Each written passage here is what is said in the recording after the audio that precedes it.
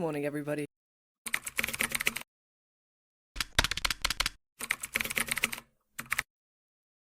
A very warm welcome back to my YouTube channel. Today, I want to take you along with me for a day in my life as a Sciences Po exchange student. This, however, is going to be a very mundane day in the life because I've got some tasks to do. Some schoolwork, work, and then I've got to do basic household chores, which are made 10 times harder for the fact that I live in an 11-metre squared apartment. So in terms of academic work, I've got my French final next week, so I need to prepare for that.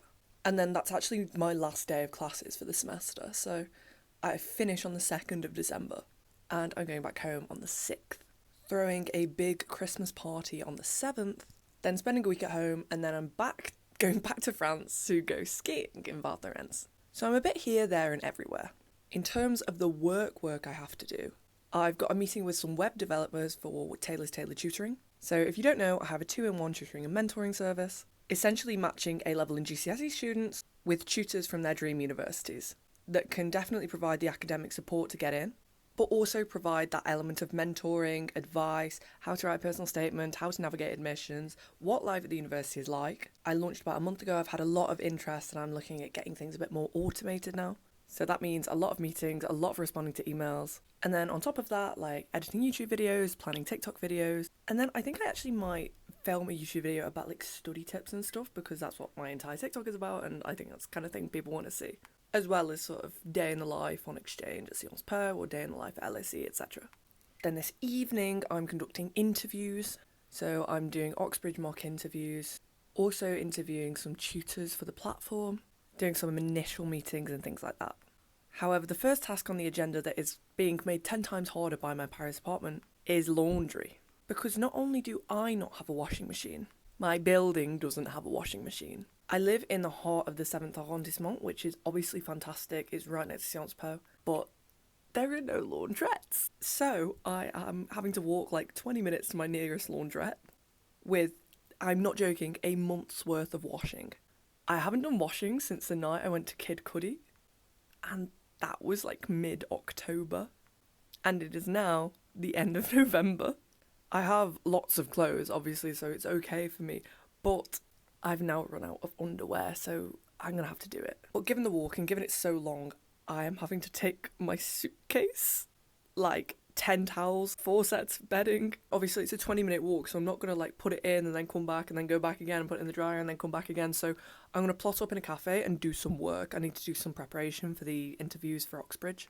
You know, just getting questions, reading personal statement, preparing questions, actually critically analysing the article that I've given the students to critically analyse. I'm going to take you with me to work in a cafe, to do my washing, to come back, do my academic work. We'll see where else the day takes me.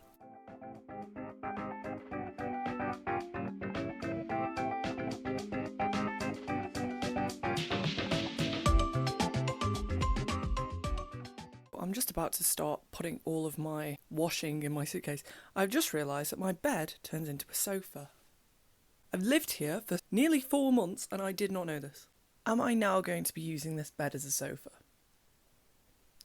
Almost definitely not. To be fair, at least it provides some back support if I'm working on my computer or something, so maybe. This is somewhat helpful information because I can probably have friends around. Potentially. Be easier for 3 people to sit on a sofa and talk and like someone can sit by the radiator. Beautiful. Okay, I do actually need to get going.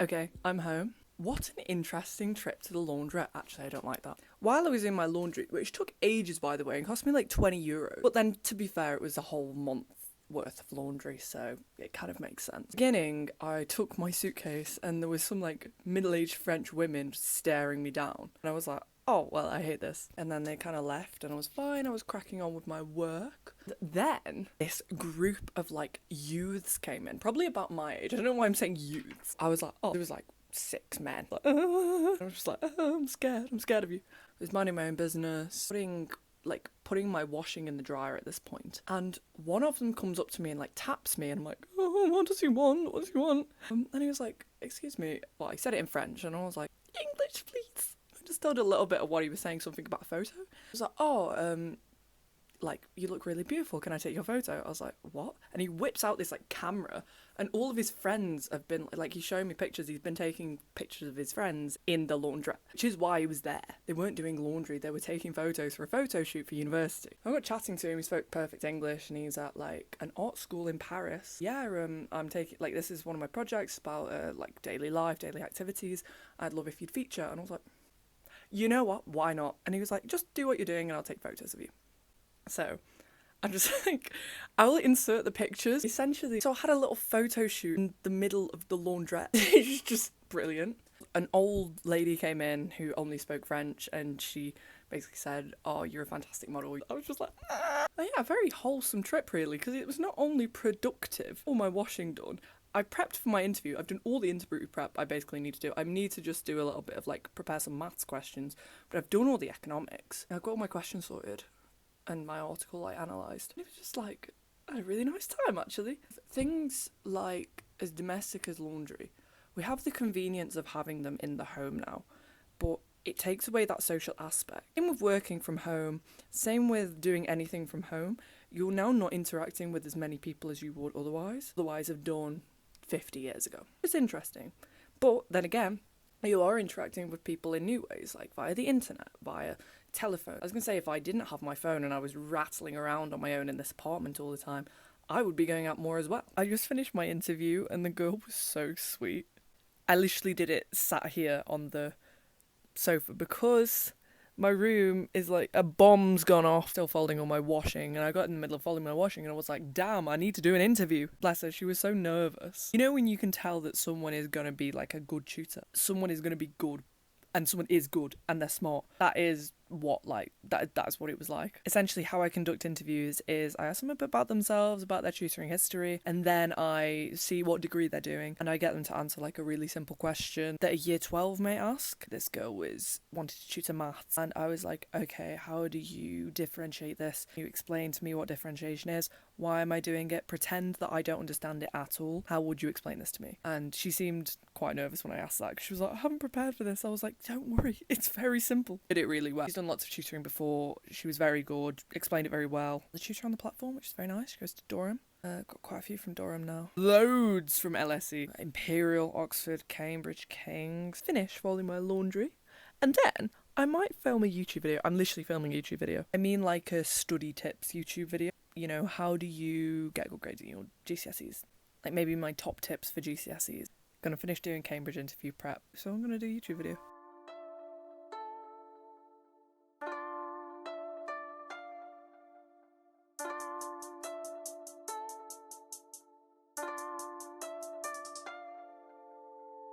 Hello again.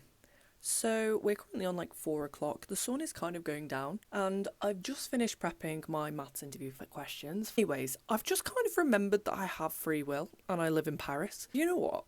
My next interview with a tutor is not for 2 hours. So I'm going to take my book, I'm going to sit on the Seine, watch the sun go down and read.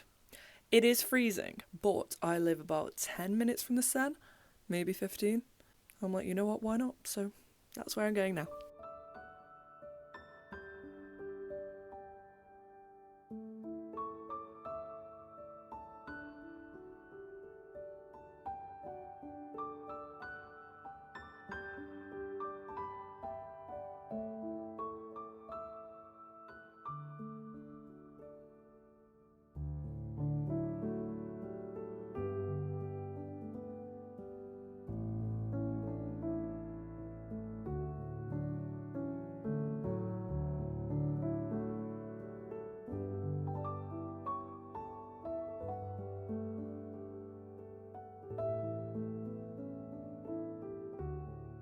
So I actually ended up not bringing my book because I thought it would have gone dark by now, but it hasn't. So I'm just kind of sat here watching the sunset. That's quite nice because at least I can look at it. Did just get catcalled. Currently having one of those moments. It's like, how did I get here? I live in Paris on my own, in an apartment on my own. It's just like, I don't know, unbelievable, I guess. Yeah, I'm gonna watch the sun go down and listen to Mitski.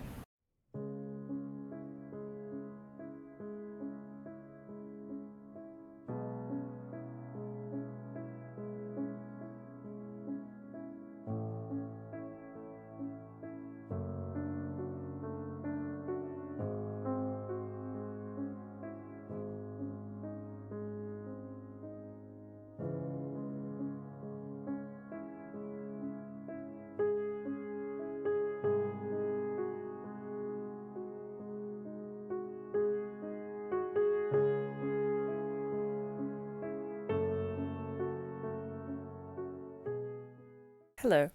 So I just got home and I've got like 3 minutes until my matching a tutor with a tutee. Half an hour. I had my mock interview, but the guy's just messaged me and said he's got an emergency and he can't make today. Can we rearrange? Been like drawing graphs and stuff, like doing transformations and stuff to prepare for the maths interview. I've just realised my laptop has got like a really small crack in the screen. Now I can't use the touch screen on like the right half of the screen. It works on the left but not the right. Not ideal. I don't even know how I go about getting that fixed. It works on half of the screen, but it doesn't work on the other half. And I kind of need it to work for both halves, especially when I go back to LSE. I need a fully functional 2-in-1 laptop. Interview starting, so catch you later. Hi. Well, that went miraculously well, insanely well. Obviously, with a business like this, you have some students who end up like flaking out or aren't serious. The girl like had her mother there. She was genuinely like really invested. The perfect match, right exam board, right university. Literally all the A levels are the same. It's this is gonna work so well. Feels nice.